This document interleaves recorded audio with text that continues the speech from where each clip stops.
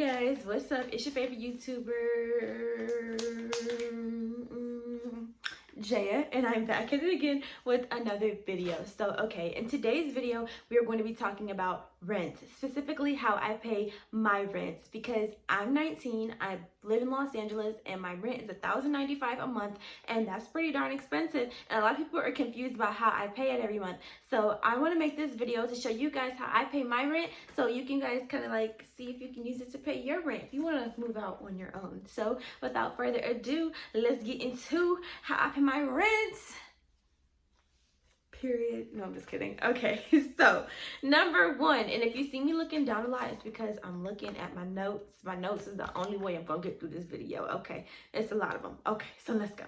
So number one is the first step would be to create a second bank account for your rent. So I don't know about you, but I like to be organized, especially when it comes to my money. So it's really hard to like try to figure out what you gonna put aside for rent when you got your direct deposit and your groceries and your Fashion Nova and your Chipotle and your phone bill all coming out the same account. So first thing that I recommend you do is you open up a second bank account for your rent. So let's move on to number two. So number two is you're going to figure out how many times you're going to get paid for the whole month. So you know you get paid every other Friday. So depending on the month, that could be 2 paychecks or 3, depending on if you have 4 weeks or 5 weeks in the month. So for me, my situation is I have 2 jobs.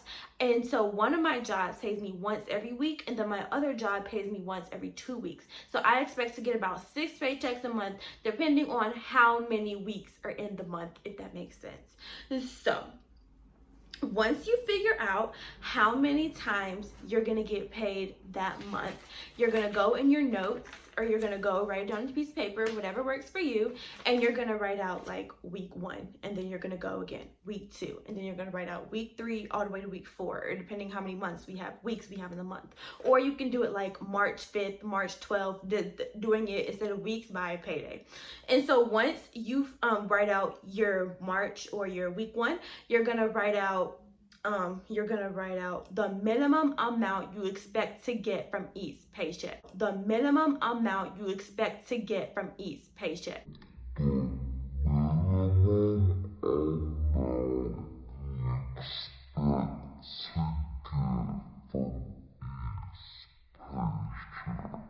Oh, one thing that I forgot to mention with the writing out your weeks, I recommend that you start doing it by the end of the month before let me explain it. Like, give you an example. So let's say you're trying to get your rent together, like you got to start planning your rent for April so you can pay it on May 1st.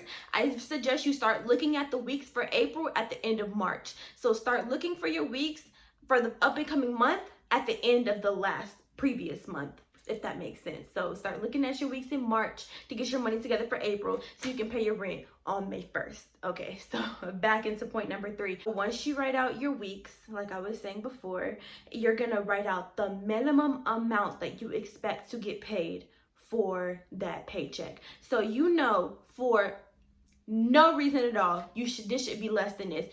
Every single week at work, you get at least 20 hours. At least 20 hours, and 20 hours equals $300 paycheck. So you're gonna write week 1, $300. And then, you know, we're gonna do that for every single week. So week 1, $300. Week 2, $300. Week 3, $300. Week 4, $300. Okay, you catch my drift? Okay, so you're gonna do all that, and it's always the minimum amount. Don't ever go over the minimum amount that you expect to get paid, because you don't know what's gonna happen. Okay, you don't know if you're gonna get sick, you don't know if they're gonna tell you not to come in, you don't know if the coronavirus is gonna take over everybody and everybody's gonna have to self-quarantine so you can't leave your house. You don't know what's gonna happen. Okay, so always do the minimum amount, so no matter what, that rent gets paid every single month. There's like basically no excuse, because you know for a fact you're gonna get this many hours a week. Like for me, I know that I will not get more than 20 hours a week. That's just like, that's why I use 20, because that's for me. Anything less than 20, I'm calling people, I'm taking shifts, I'm asking if I can come in, and this, that, and the third. Okay, so I spent enough time on that. You get it. So after you decide, after you do the $300, $300, $300, we're gonna move to point 4, which is decide how much money you're gonna transfer from each paycheck into your rent account. So what I recommend is you transfer the maximum amount of money that you can leave from your paycheck and still have enough left over to live comfortably and pay a bill if you have to do this. I recommend doing the maximum amount and not like $100 here and $100 there, just because you reach your rent goal faster, like not your goal, but you reach your rent amount faster by doing this. And so it's not like you're scrambling to pick up the extra amounts of money at the end of the month if you didn't have enough money in your account because you weren't transferring enough. So that way, if you transfer the maximum amount that you know you can put in your account without going to leave you with no money for food for the week, then that's the amount that you should do. So I wrote down right here, which you probably can't see, ignore that, I messed up. I wrote down right here, so I'm just going to explain to you. So week 1 is $300, so I'm going to transfer $200 in that account. Week 2, I get paid from both jobs, so that's $300 at minimum for job 1, and at job 2, that's a minimum of $200. I know, $200 for 2 weeks. I need a new job. You don't gotta tell me. I know. Okay, so week 2, $200, $300, that's $500, and I'm gonna transfer $200. And I'm gonna still transfer $300 into my rent account. And so week 3 rolls around and I get paid from job 1, and that's another $200. And then week 4 rolls around and I get paid again from both jobs. So that's $300, $200, $500. And because this is all minimum amounts, I actually didn't even come up with enough doing this to hit $1,095. So instead of transferring $300, I know you probably can't even see this, so I'm gonna just do a description on the screen. So instead of transferring $300 like how I did in week 2, I'm gonna transfer $395 just so I can make sure that I hit my $1,095 rent for the month. Okay, so hold on, I've lost my place in my notes.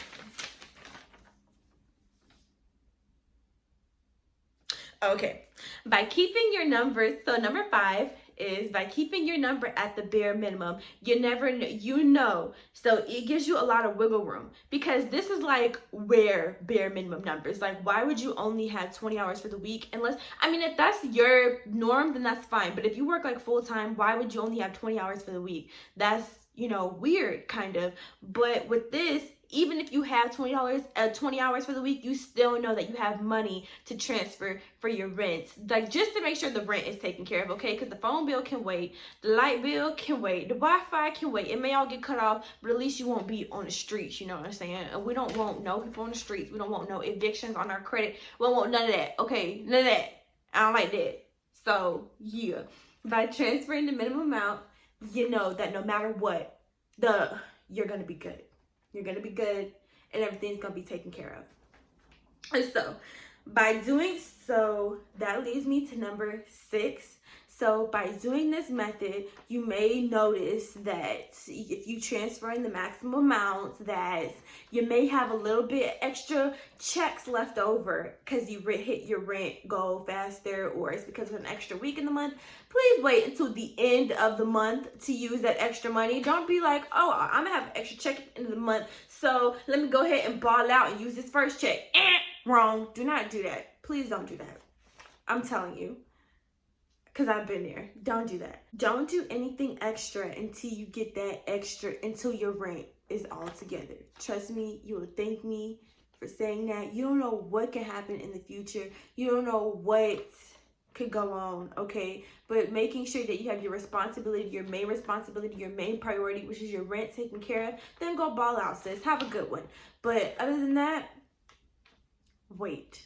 Okay, so I really hope this video helped you. I was kind of like trying to be really focused, because like when I talk, I'm like all over the place, but I really wanted to be focused because I didn't want it to be too all over the place, because I really want you to learn from this video.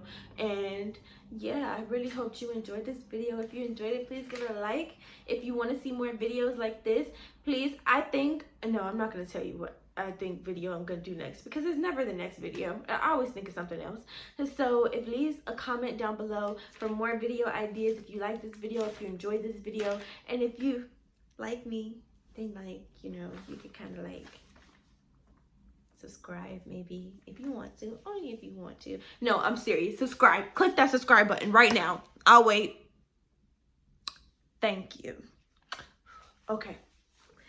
Like, comment, subscribe, and in the meantime, as always, stay strong, okay? And pay your rent on time. All right. Bye, guys.